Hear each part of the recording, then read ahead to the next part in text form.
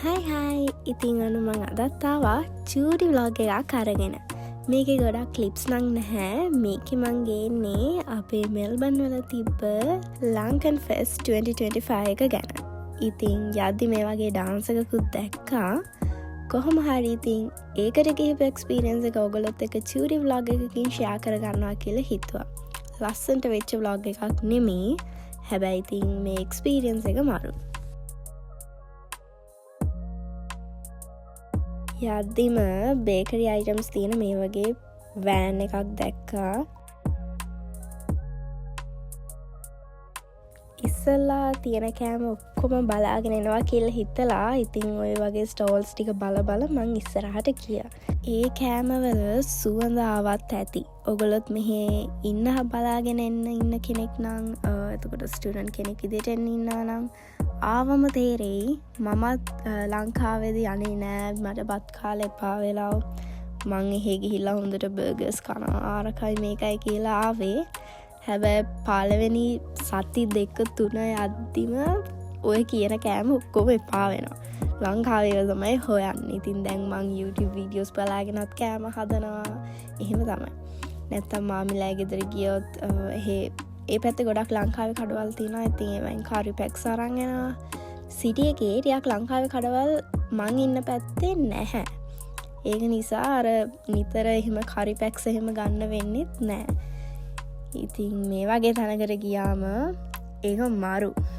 හැම එකක්ම වගේ තිබ්බා රයිස් කොත්තු ආප් කෑම අතින් ගත්තොත් එහෙම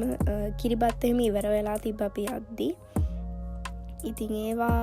එතකොට පොඩි ස්මෝල් බිස්නසස් වල ඔය ස්ටෝල්ස් අනම්මනන් රෙදි ඒ ඔක්කොම තිබ්බා ඉතින් ඔක්කොම වීඩියෝ කරගන්න බැහැ මොකද එච්චරටම සෙනග මහාරම පෝලිම ටිකක් වෙලා ඉන්න වුණා මොකද එච්චරට සෙනග ලංකාවේ අය ඉතින් ඉස්සලම ගත්තා අප්ප පෝලිමේ ඉඳලා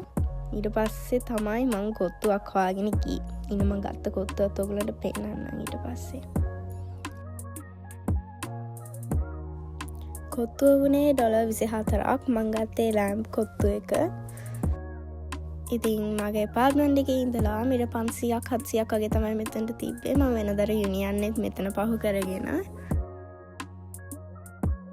ඉතින් මං යද්දි 2 ගානක් වගේ වෙලාව එතකොට අර හොඳම ඩාන්සින් ඉවෙන්ට්ස් අරම්මනම් ඉවරයි ඉතින් වයිල්ඩ් කුක්බුක් එයාත් ඇවිල්ලා හිටියා මේ වගේ චිටි චිටි දේවල් තිබ්බා එක එක ඒවා හදන විදිය කියලා දෙන ඒ වගේ චිටි ඒවා තිබ්බා සින්දු එහෙම කියලා එහෙම තිබ්බා හැබැයි මට ඒ ටික මිස් වුණා මම රෑ වෙනකන් හිටියේ නෑ මට ඒ ටික කියන්න බැරි වුණා I recommend not to get my help but Melbourne වෙද ඒක ඔයගොල්ලෝ දන්නවා වහිනවා නවතිනවා හොඳටම අවුව තියනවා එක පාට වහිනවා ඉතින් එදත් ඒ වගේ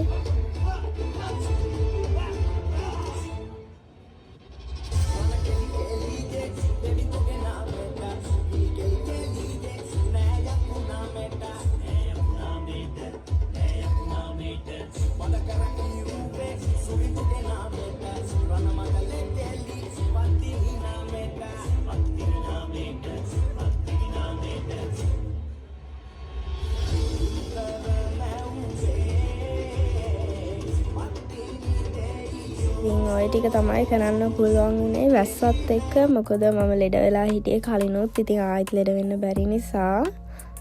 ඉක්මනට ඉතින් කාලා ආවා කොහොම හරි යන්න ඉස්සෙල්ලා අර වගේ පොරෑටෝ ස්ටික් එකකුත් කාලා දැන් ඉතින් මං යනවා ගෙදර